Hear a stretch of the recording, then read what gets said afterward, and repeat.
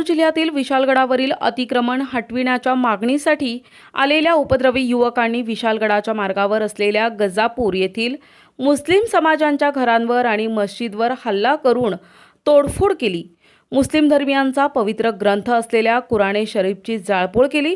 या सर्व प्रकरणाच्या निषेधार्थ आज भोकर येथे विविध पक्ष आणि संघटनांच्या वतीने निषेध नोंदवून दंगलखोरांवरती कठोर कारवाई करावी अशी मागणी करण्यात आली आहे। भोकर येथील उपविभागीय अधिकारी कार्यालयासमोर काँग्रेस कमिटी, MIM, BRS, आम आदमी पार्टी, मुस्लिम लीग, भीम टायगर सेना, युवा पॅन्थर, समाजवादी पार्टी आदी पक्ष संघटनेच्या वतीने गजापूर येथील भ्याड हल्ल्यात सामील असलेल्या आरोपींवर कठोर कारवाई करण्यात यावी अशा मागणीचे निवेदन भोकर तहसीलदारांमार्फत राज्याचे मुख्यमंत्री यांना पाठविण्यात आले।